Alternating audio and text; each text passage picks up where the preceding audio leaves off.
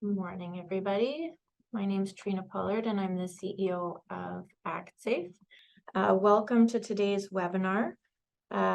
This is ActSafe, and we're hosting WorkSafeBC today. They're going to be talking about the 2024 premium rates and a little bit about industry trends, and there'll be a couple question and answer period.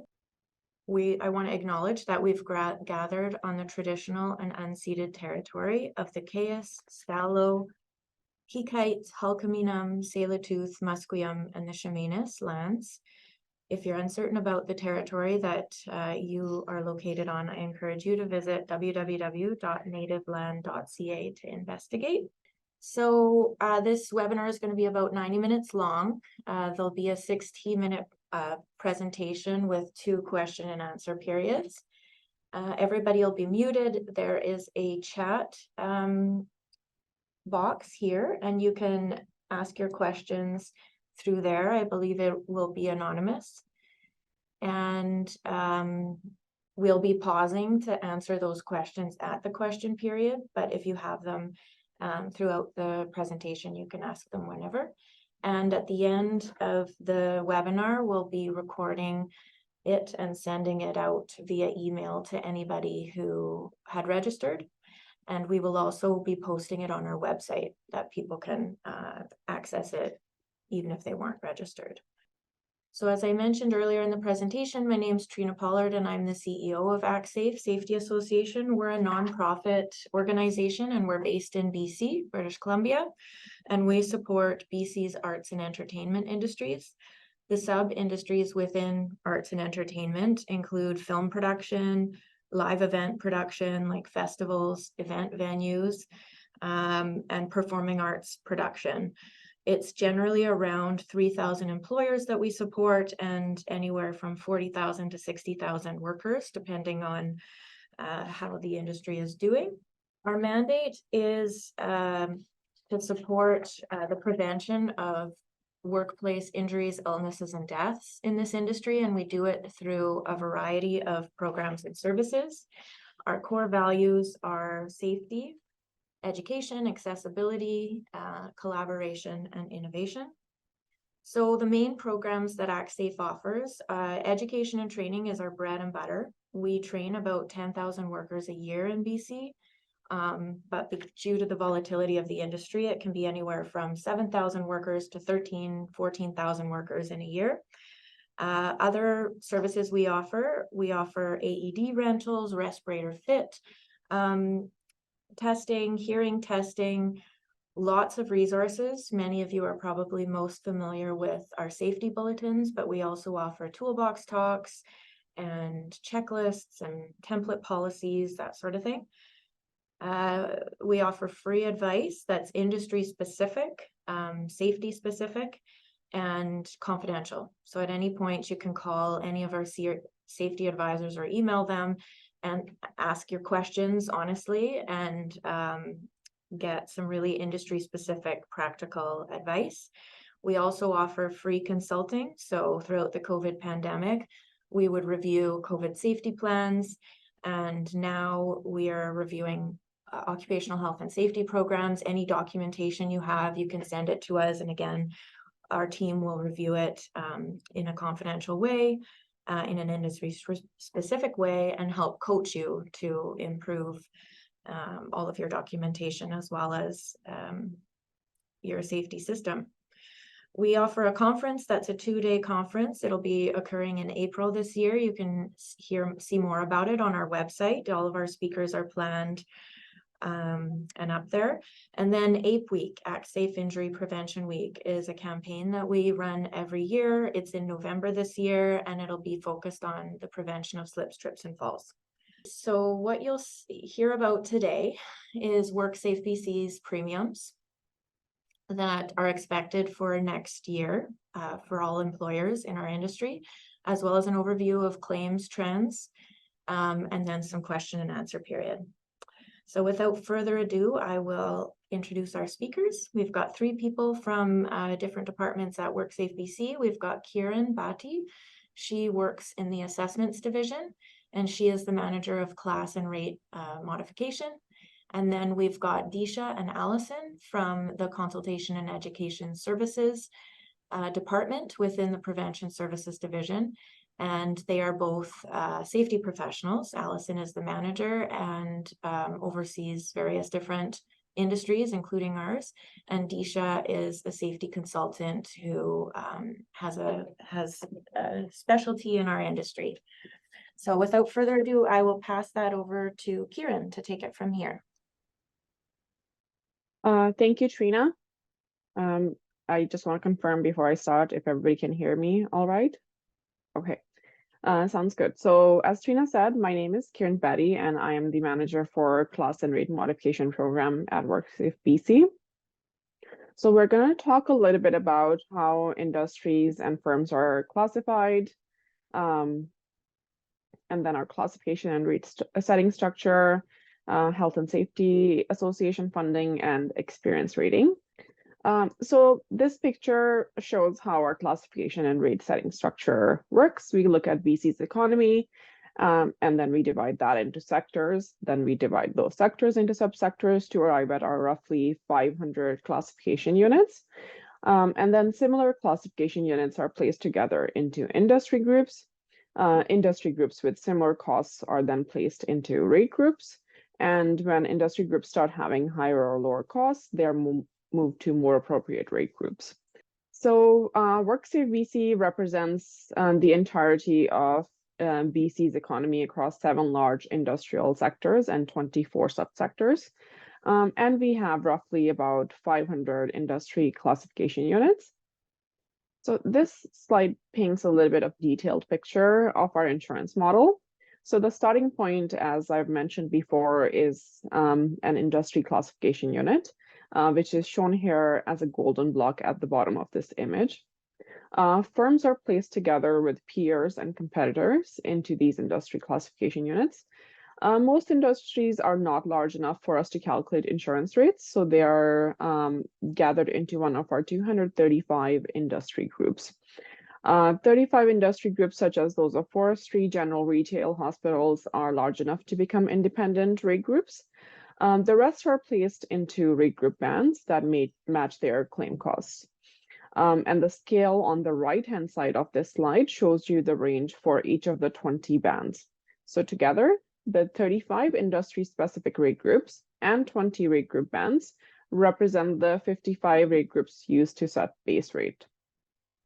And that would be it if nothing changed ever. However, all industries evolve over time and not at the same pace or in the same way. So each year, we review the industry groups in each rate group to make sure that they continue to share similar claim costs. And those with higher costs move to higher rate group bands with higher insurance rates. This ensures that the industry-based rates are commensurate with their risk and over time cover their costs to the system. Higher industry rates also help employers become aware of the cost of injuries in their industry and prompt interest around how those injuries can be prevented. And of course, if there's an industry group that has lower cost, and that will be moved to a lower risk rate group with lower insurance rates. So what drives premium rates? So there are 3 main components that drive premium rates. That is number of claims, investment returns, and claim costs. And when we look at claim costs, these include healthcare, short-term disability, vocational rehab, long-term disability, survivor benefits, etc. So for this slide, we're referring to the average base rate, which is for all industries combined, not just for your industry or your classification unit. So the story here is that the orange line shows the average cost rate, and the gray line shows the average base rate. So as you can see, the base rate has been below the cost rate since about 2007. This indicates that the favorable investment returns have discounted rates below the cost to the system since 2007. And then the red line at the bottom represents the administration costs, and those costs have remained flat for a while and are decreasing over the last couple of years. So if an individual industry's insurance rate is increasing, this should assure you that it is not because of WorkSafeBC's administrative overheads. So this slide speaks to the payroll distribution for the entertainment industry. So as we can see, the motion picture, commercial, and television products classification unit accounts for about 88% of the payroll. And then the other three, organizing or conducting special events, live performance venues, and performing arts combined are 12% of the entertainment industry's payroll. So looking further into the motion picture, commercial, or television production classification unit, the blue line shows the cost rate and the orange line shows the charge rate. This industry is the only classification unit in its independent rate group, which is JE for 2024. Cost rates have remained on an upward trend. However, for 2024, a charged rate is lower than the cost rate due to the return of surplus investments. So as we can see here, the cost rate is 1.96%, but your charge rate is 1.91%. And we can see that that's been the case for 2023 as well, where your charge rate was lower than your cost rate. So this slide speaks about organizing or conducting special events, as well as live performance venue. These CUs share similar rates, so I've combined them into one slide. Just wanted to point out here that both of these, they continue to reside in band 4 for 2024. And while the rate group's cost rate is on slight decline, the industry charge rate are increasing because of growing deficit. The normalized levy for the funding of the BC Municipal Safety Association. Just to point out that CU 761027, which is the organizing or conducting special events, has base rate of 1.06, and the live performance venue CU has the base rate of 1.05. So now looking at performing arts and classification unit 761030. It was moved to a lower risk rate group for 2023, and both the cost rate and the charge rate decreases are reflective of the CU's transition to the new lower base rates for 2023. Further rate decrease is being applied for 2024. So now let's take a look at the ACSAFE Association, Safety Association funding over the last 10 years. For 2023, there was a significant decrease in the industry funding and the amount charged into 2023 rates. This was a result of 2021 having much larger payroll than forecasted and therefore generating a huge credit. It is now trending back towards the norm, which is around 10 cents. It is 0.12 for 2024. For two of your CUs, they are also paying into the occupational and road safety initiatives. So that also contributes to the ACSAFE Association funding. So now let's talk about claim costs and experience rating. So claim costs and so WorkSafeBC's experience rating program has an impact on the net rate that a firm is going to pay. So the base rate is for all of the classification unit, and then an experience rating adjustment is applied to the firm based on their size and their industry and their performance in comparison to their classification unit. If your firm's performing better than your classification unit or your industry, then you will, by better I mean lower claim cost, then you'll receive a discount on your base rate. And then if your firm is performing worse than your industry, then you will receive a surcharge. Best performing firms can achieve up to 50% discount, while worst performing firms progress to up to 100% surcharge. So there are certain factors that we take into account when we look at experience ratings, such as no-fault claims. All claims are used unless explicitly excluded. Excluded claims are usually for occupational diseases, typically with long latency period. COVID claims have also been excluded. And then for fatal costs, we use 5-year rolling average of all claim costs. So how it works, it is in 3 simple steps. First, we look at your claim costs for the past 3 years. And then we take into account the size of your firm in terms of payroll. And then finally, we compare your claim cost per dollar of payroll to the average of your industry's rig group. And again, if your firm has lower than average claim costs compared to the similar sized firms in your industry, you will receive higher experience rating discounts. So this example shows us that if we take a $10 million production with roughly average performance, they would end with the industry base rate of about 2%.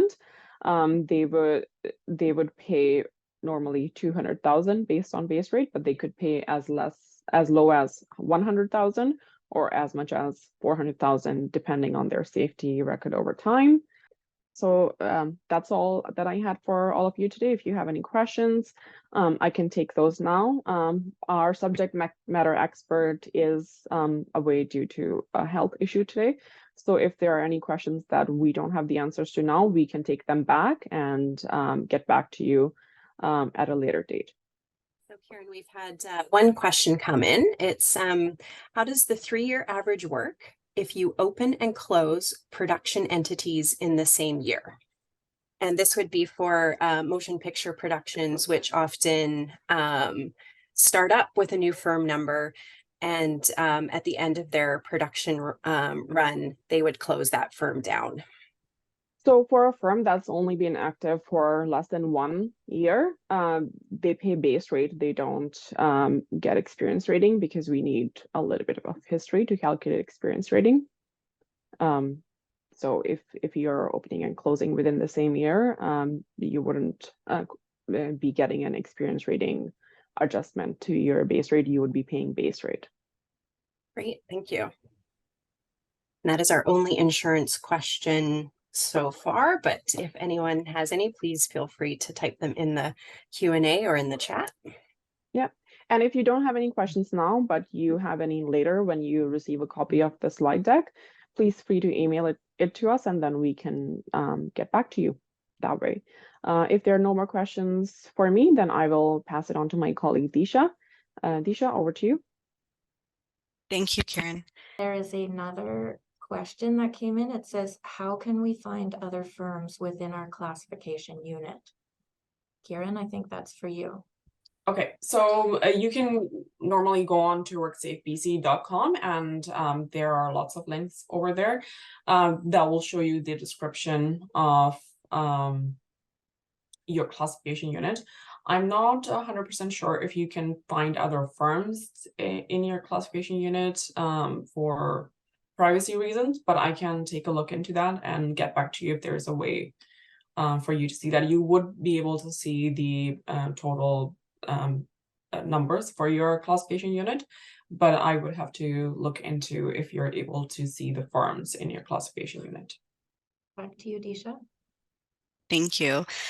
So basically, I'm going to be reviewing industry claim trends, and I will be presenting some graphs which will portray statistical information about injury rates, claim costs, and accident types.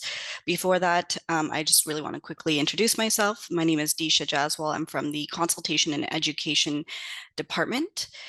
So here we have a graph, and it's the injury rate by classification unit for performing arts. On the left-hand side, you'll see injury rate. On the bottom, you will see the years. Before I go on to look at these line graphs, I'm going to give a definition for injury rate, which is the number of time loss claims per 100 person years of covered employment, where 100 person years is equivalent to 100 employees working in the year. As you can see, we have the orange line. It represents all industries within BC, and it's been hovering around 2.14 on average. And then we also have the performing arts CU in blue, and as you can see, it's well below the all BC injury rate, which is great. Another thing to keep in mind is in year 2020, there is a slight dip there, and then it has been increasing. So the injury has been increasing ever since 2020, and it's partially due to COVID. Okay, and this line graph, again, we see a similar trend here. The orange line is the injury rate for all industries within BC, and this is for organizing or conducting special events. And the blue line represents the organizing and conducting special events. So that is also well below the orange line. Also during COVID, there is a dip again, but this dip is 0.13. So the injury rate has substantially gone down, and then it does gradually rise. And this graph is for live performance venues. A similar trend again, except the injury rate during COVID went down to 0.74 and has been increasing. And in 2022, an important note is that it's increasing substantially. So this is the injury rate for motion pictures. A key thing to note for this graph is the first time in many years, the motion picture rate is well below the BC rate. It's definitely an achievement for this CU as well. And we're hoping that this rate, we continue seeing this downward trend. So here we're going to be going through some bar graphs. This slide basically is looking at the total days lost of work for the performing arts CU. On the left-hand side, there's the total number of days lost, and on the x-axis, we do have the years. The total number of days lost is defined as the total number of short-term disability workdays paid in the year, regardless of the year of injury. So days arising from rehabilitation payments are excluded. So as you can see from this graph, there is an increase in total number of days lost. In 2018, there was 1,566, and it decreases down to 169 in year 2021. And then it is actually increasing in 2022 to 468. So this bar graph is for organizing and conducting special events. So we have the total number of days on the left-hand side again, and we see a similar trend where in 2017, there were 1,551 total number of days lost. And then in 2018, that had decreased to 703, and it rose back up in year 2019. And during COVID 2020, you could see that decrease down to 110 total number of days lost. And then now in 2022, most recently, it has increased again to 487. And here we have the total numbers of days lost on the left-hand side, and the years again on the x-axis. We see that increase in 2019, where we have 2,189 days, total numbers of days lost. And there's a large decrease in 2021. There is a negative value, and these negative values are caused by the relief of cost. So the costs were reversed and charged due to pre-existing conditions. This slide shows total days lost of work for motion pictures. We do have the opposite trend happening in the motion picture CU, where we have 39,625 total numbers of days lost during year 2020, and a decrease in 2021, and then back up in 2022. So it is slowly, gradually increasing.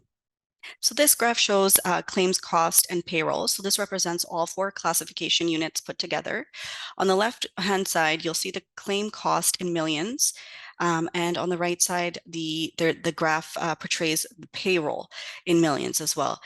So basically, one key note to keep in mind is that we've been seeing claims costs going up in all 4 classification units, but generally costs go up across all industries within BC.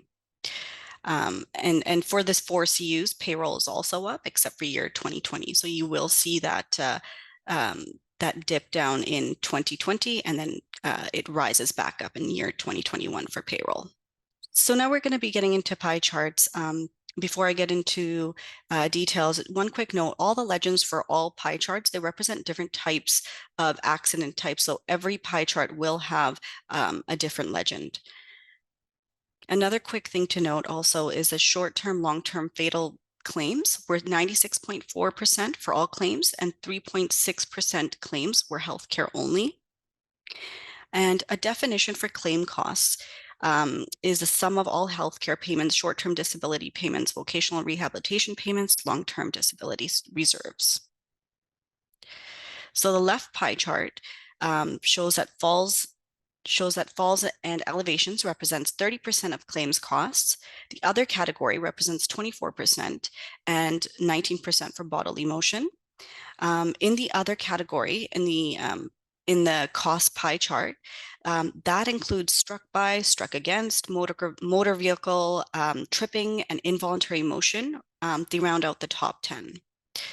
And on the right side, the right pie chart represents the top 5 types of incidents, which show approximately 75% of the incidents which fall under overexertion, bodily motion, falls from elevation, struck by, and tripping. So here we have the CU for performing arts, percentage of claims by occupation. The left pie chart shows majority of claims and performers that are getting injured. And the other category, that includes bartenders, chefs, janitors, managers, and more. The right pie chart shows that 10% of claims that were submitted, they were submitted by young workers. And the definition for a young worker, according to our occupational health and safety regulation, is any worker under the age of 25. So as you can see, the claims cost represents MVI followed by 11%, the other category, and 9% of claims costs are related to violence. The left pie chart included in the other category for top 10 by cost include falls, struck against, other vehicle, repetitive motion, involuntary motion round out the top 10. The right chart represents top 5 types of incidents that have occurred. So majority of the incidents were struck by 22%, and the other category at 22%.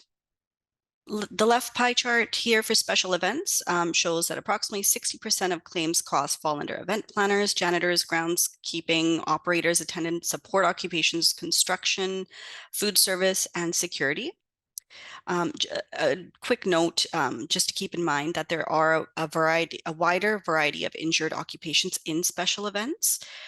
And looking at the right chart, 31% of claims that were submitted were by young workers.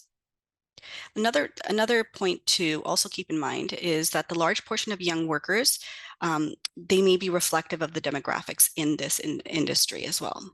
So here we have claim types for live performance venue. The left pie chart shows 25% of injuries are categorized as struck by, followed by 22% from falls from elevation. Included in the other category, that would include struck against, caught in, bodily motion, violence, and repetitive motion. They round out the top 10.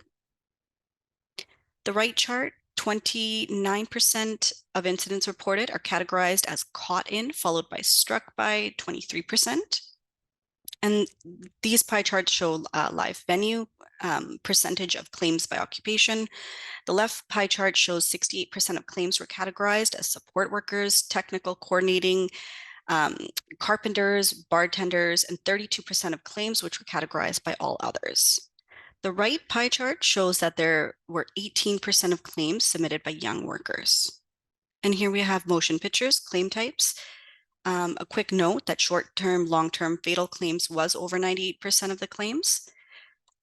left pie chart shows us that 75% of injuries are included in overexertion, tripping, elevations, struck by, MBI, and included in the other category would be struck against, repetitive motion, bodily motion, involuntary motion, and toxic substances. They round out in the top 10. And the right pie chart shows that 20% of injuries are related to overexertion, and 25% of incidents are categorized as the other category. Here we have the percentage of claims by occupation in motion pictures. So this shows us that 40% of claims are by support workers. The term that we use at WorkSafeBC is support workers, but we do know that in motion pictures, that's largely production assistants, followed by the other categories, and 16% by technical coordinating. The right chart shows that 7% of claims were submitted by young workers. Okay, and that concludes my section. I'm just going to be handing it over to Allison to talk about WorkSafe resources. Great, thanks, Disha, and good morning, everyone.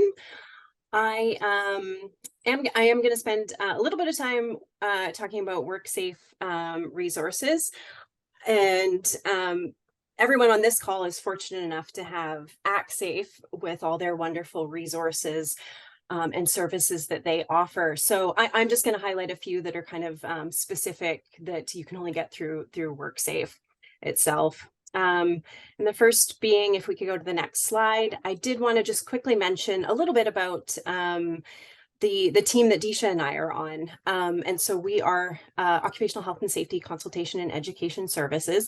And what we try to do is be a two-way conduit between the industries that we support and WorkSafe. And so we try to share our information about the industry with our colleagues that are working on different projects throughout the organization, and as well take back different things that are going on at WorkSafe to your motion picture and performing arts standing committees. And we also will work with various stakeholders to develop resources that are of particular interest and applicability to the industry as well. So we're sort of that main point of contact for the industry, and you can always reach out to us. We might have to source information from you for you from other parts of the organization, but you can, as your industry sort of representatives, you can always reach out to us. So WorkSafe has lots of online self-services. I'm not going to talk about each one of them in detail because we do offer a whole different presentation that we can do that dives into these. But really just wanted to mention that they really do run the gamut now, the online self-services of pretty much anything you need to contact WorkSafe about.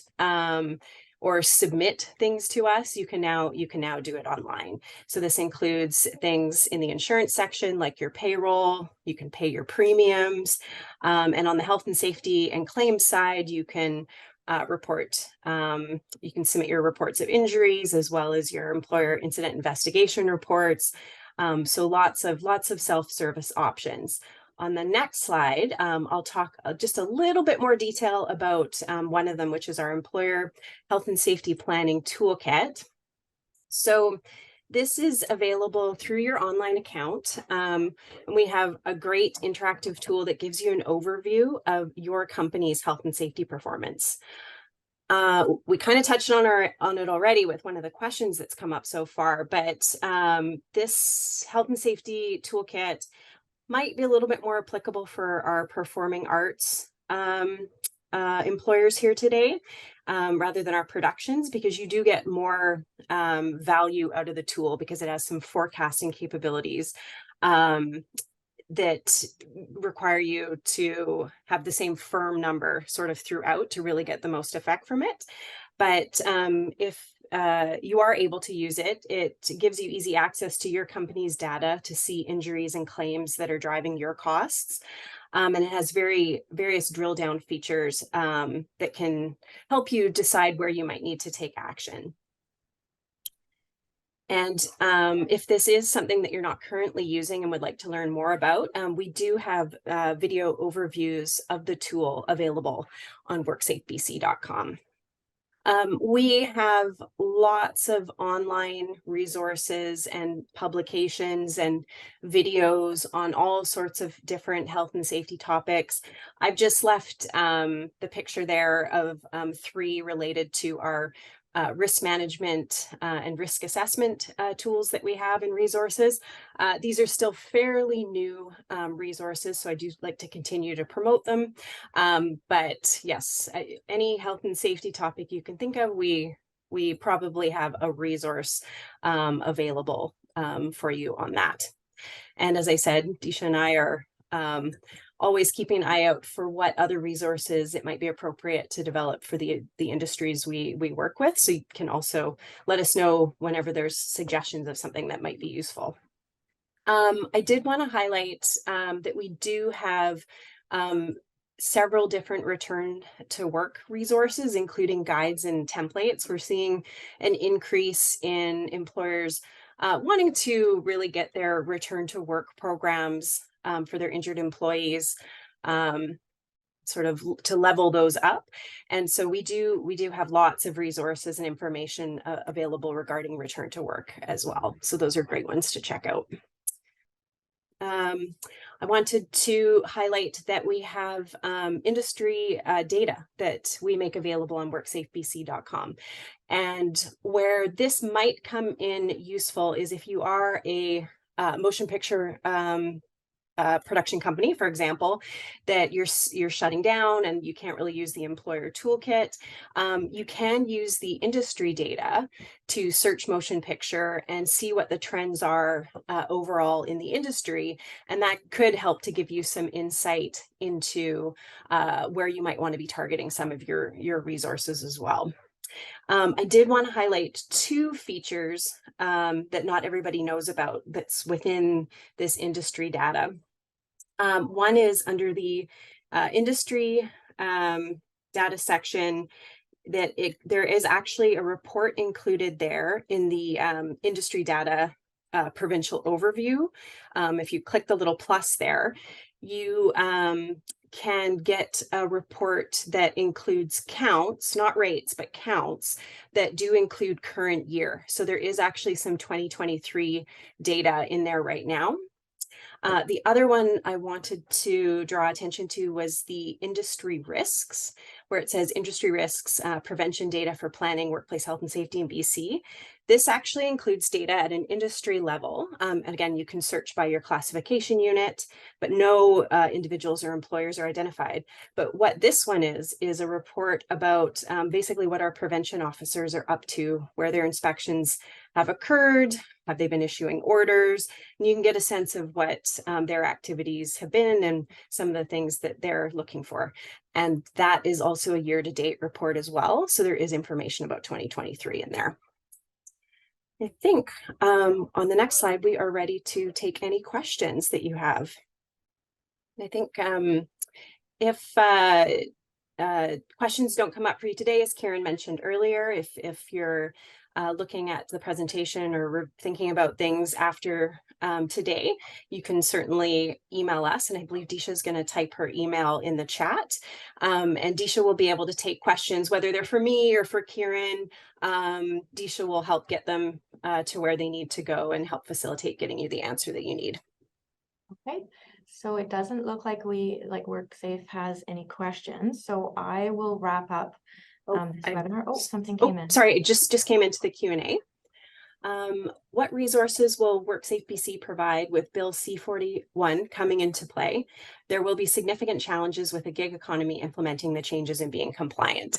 Yes, so just a little bit of background for people who aren't familiar.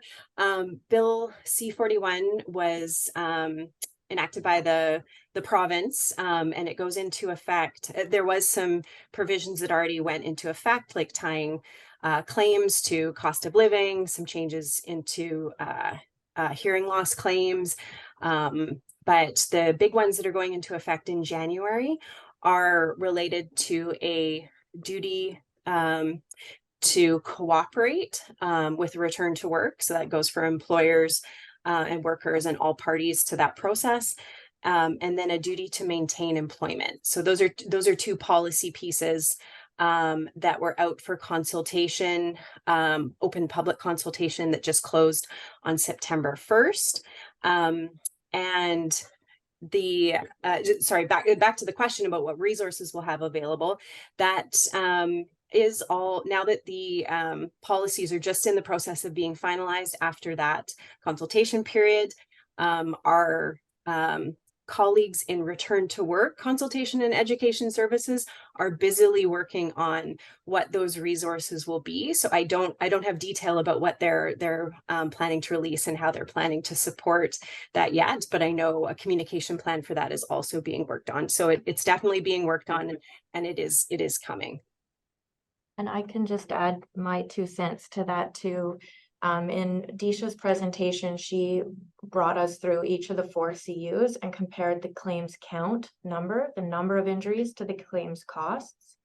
And what I can say is, if you analyze claims costs, you'll see that the longer the injury, like the longer the person is off, a lot of the time, the more expensive that is.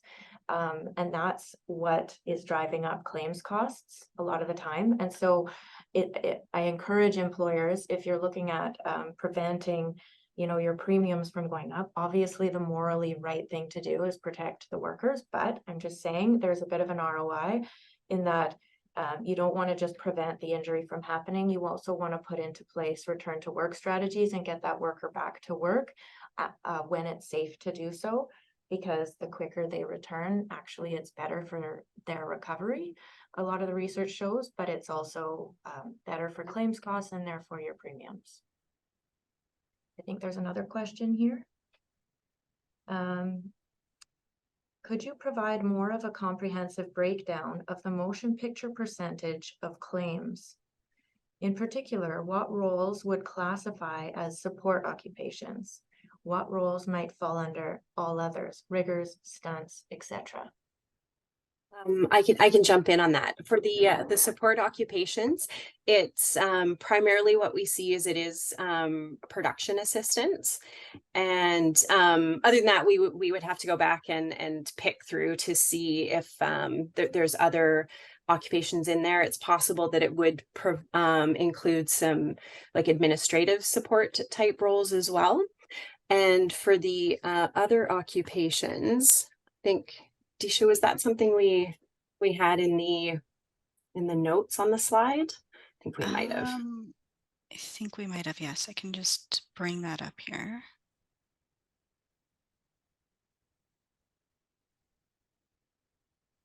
The other occupation, the list is longer than this, but it does include occupations like actors, other performers, producers, directors, and there would be a few more in that as well. It's sort of, it would capture anything, so that could even represent a very specialized role where we've only had 1 or 2 injuries with that type of occupation within that 5-year time span that we've got there.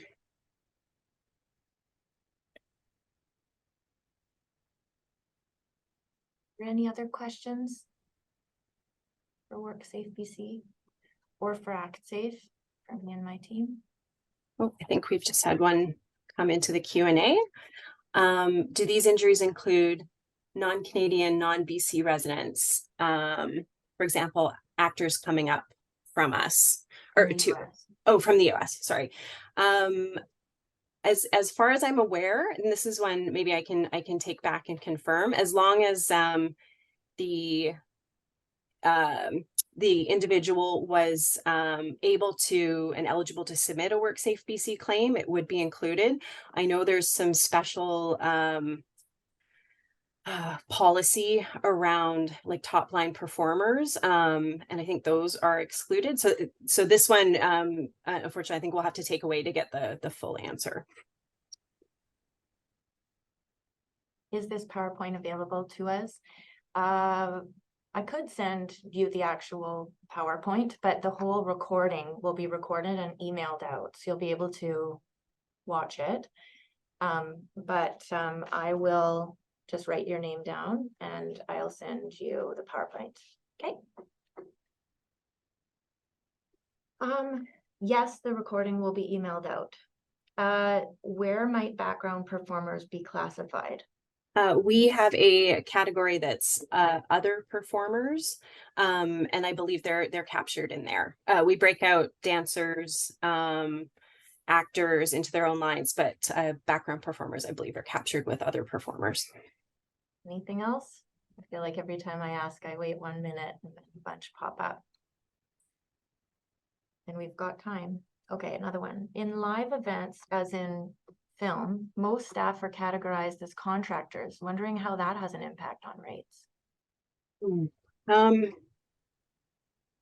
It would depend how those contractors on their, I know in performing arts and motion pictures, some of the employment relationships can be quite complicated. So it does depend on, is there a true employment relationship there? And it also could depend whether that's a contractor who has opted for personal optional protection. So it really does depend on what that employment relationship looks like. If there is specific examples, we would be happy to have a conversation to talk that through. But yeah, it gets complicated without knowing that piece. But potentially, if there is an employment relationship there and those individuals are being injured, it would be reflected in the increasing injury rates for those industries. But if they're true contractors with their own firm numbers or their own personal optional insurance, then any injuries occurring there would be applied to whatever classification units they're in. I can add a little bit to that, Allison, although you've covered most of it. So your premiums that you pay are based on your payroll that you report to WorkSafeBC, as it is a self-reporting system. Contractors are usually not on payroll, so they, in that sense, they shouldn't impact your premiums that you pay based on your net rate. Contractors have the option, as Allison said, of registering for personal optional protection, and can get coverage that way. And then if they get injured, etc., then their cost of injury is part of the overall rate group's cost rate, and factors into setting of the base rate for your classification unit or your industry. So it really depends how what type of employment relationship your firm has with the contractors. If they're true contractors and they have POP, then they would have coverage that way. If they are on your payroll, then they would be a part of your payroll that you're reporting, and so it depends that way. But normally contractors shouldn't impact a firm's premium that they pay because they're not part of your payroll. Another question here, circling back to Kieran's presentation regarding premiums. Is there any way to obtain an experience rating if your production company exists for less than 3 years? Most exist well under 1 year, as we know. So I don't believe that there is a way to get experience rating for below 1 year. For under 3 years, I will have to look into that and get back to you. I do think that you get you're part of the program. Everybody's a part of the program, but you don't get any experience rated adjustment for less than 1 year because it's based on your historical performance. So if you're only in operation for less than 1 year, then there is no historical performance for us to factor into. In terms of more than 1 year but less than 3, I will take that question back and get back to you on that one. So WorkSafe, the questions that you were unable to answer today, how will we get the answers to the attendees? I've been keeping track of the questions that have been coming in.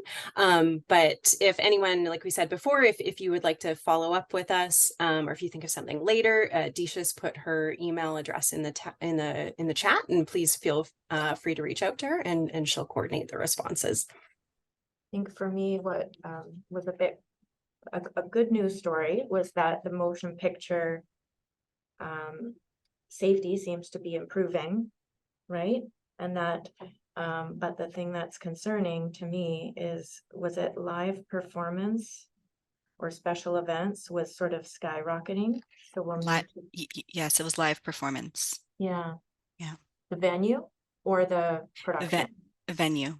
Okay, so live performance venue is really where ActSafe should be helping and exploring why and helping shift that. But one of the good news stories is that all 4 of our sub industries are below the BC average for injury rate, which is a very good news story. Any other questions for WorkSafe or for ActSafe? In general, one of the things that I learned was that for 3 CUs, the premium rate will be increasing, correct? Motion picture, special events, and live performance venue. But for 1 CU, performing arts, the premium rate will be decreasing in 2024, right?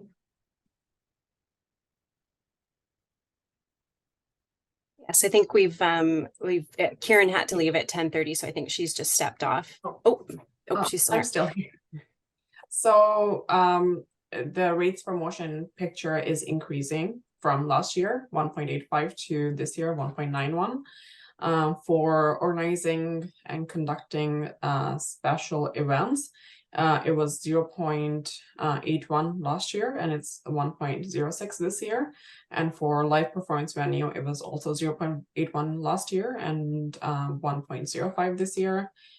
For performing arts, there's a decrease from 1.41 last year to 1.21 this year. And WorkSafeBC usually limits increases or decreases up to 20% to deliver more stable rates. So. Yeah, and I think when you said this year, you meant next year, right? Oh, yes. 2024, yeah. Yeah, when I said last year, I meant 2023. And when I said this year, I meant 2024. Apologies for that. No worries. And then are any of these CUs moving into a different rate group? Like, is it a forecast that these rates will continue to increase, or? It is not a forecast as of now. We can't really speak to what it will be next year because we don't have for 2025, as we still don't have the full data for 2023. For motion picture, they are their own independent rate group, so they don't which is rate group JE, so they don't have to move. Essentially, it's because there's nobody else in their group, so we can just change their rate. For organizing or conducting special events or live performance, they're continuing to reside in rate group band 04. And then for performing arts, they were moved to a lower risk rate group for 2023.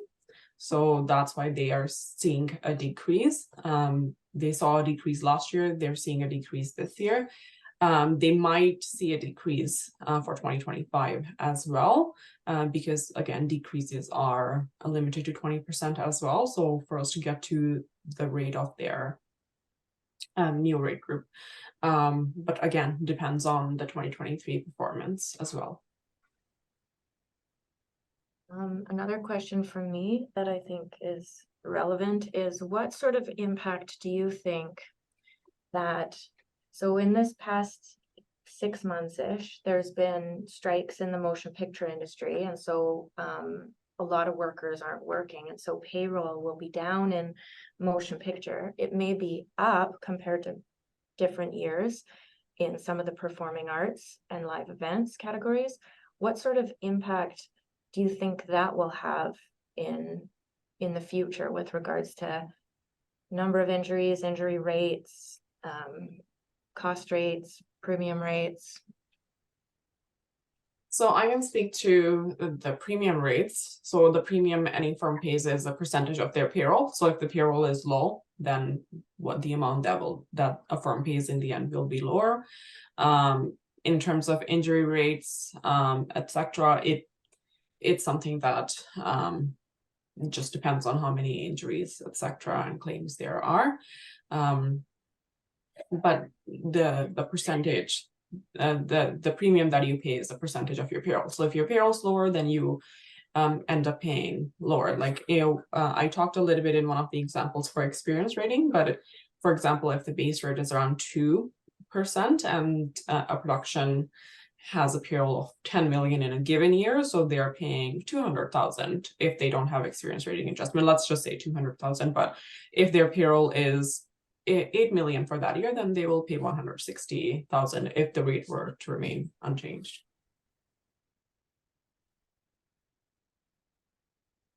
Any other questions for WorkSafe or ActSafe? See that the majority of participants are hanging around, so just going to give a couple extra beats. If not, wrap things up. Okay, I'm going to attempt to wrap things up. We'll see if anybody comes back on. So next, okay, just some positive feedback in the chat. Thank you. All right, so next steps to wrap this up are that ActSafe will be sending the recording to anybody who registered, and we'll be posting the recording on our website. I'm still not clear how WorkSafe is going to be answering the questions that came up today that they weren't able to answer. We'll have to talk about that offline, whether we email out written responses from WorkSafe or splice some recording added to this with the answers, but we can talk about that offline. The next webinar that's coming up will be in November, in line with APE Week, ActSafe Injury Prevention Week, which will be on slips, trips, and falls. And we've got some really fun in-person and virtual activities that ActSafe has planned. So stay tuned for that. We've also got our, I'll send you the slide deck as well. I just got another request for that. Our conference is coming up in April. All of these things you can see on our website, but the best way to stay in touch is to ensure you're subscribed to our newsletter, and which we send out once a month. So definitely read those. Next slide, please. If anyone has questions for me or my team, you can send it to info@actsafe.ca. That's where we triage it to whoever in the organization is in a best position to answer it. We've got team members with all sorts of different specialties. That's our phone number there. And if you go to the next slide, this is the final slide. This has our website and our social media platforms that you can subscribe to. If anyone has any requests or questions, I'll hang on for another couple minutes. But if not, at this point, I'll just say thank you very much for signing in and paying attention for the past hour. I hope you have a wonderful fall season, and I look forward to connecting with you probably at our next webinar in November.